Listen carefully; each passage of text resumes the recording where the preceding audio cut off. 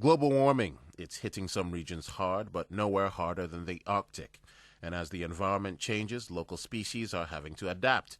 And in some cases, that means intermingling. Rare and threatened species of mammals mating with their more numerous cousins and creating, for example, the Pizzly, a cross between a polar bear and a grizzly bear.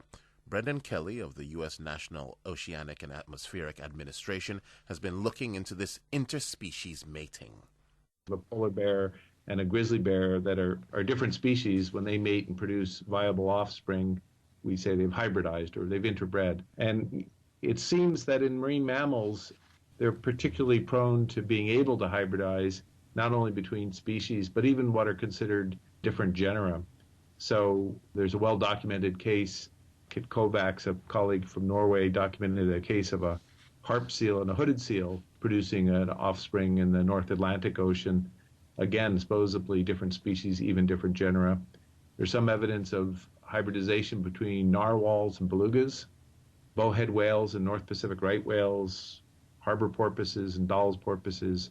There's quite a few examples out there. The question we really ask is this in fact increasing in frequency as we might expect from the loss of sea ice? And we're suggesting we should be monitoring for that. Does this mean that species which perhaps faced a very grim future, well, there is hope? Yes and no.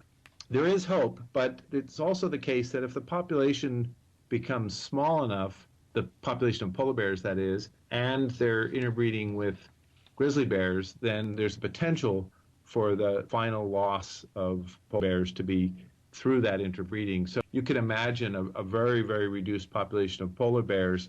The chances that a mate they may encounter will be of the same species will be a lot lower than that they might encounter a mate of the grizzly species. And so in those sort of instances where you have these depleted populations that are able to interbreed with other species, it's often the final straw, if you will, in their existence is that interbreeding.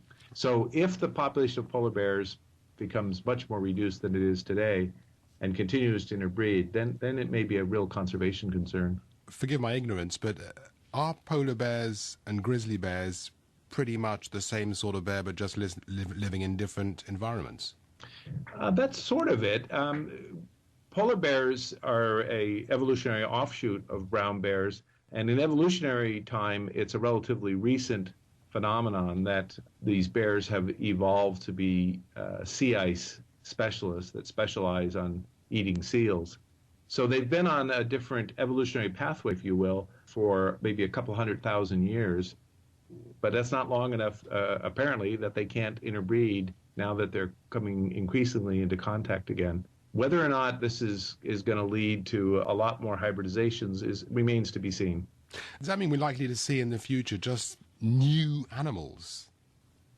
It's possible. Sometimes hybridizations will produce a new third species, and both parental species, if you will persist. So that's a conceivable outcome.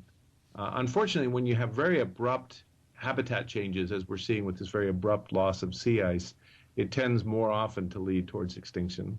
Thank you for downloading from the BBC. For details of our complete range of podcasts and our terms of use, go to bbcworldservice.com/podcasts.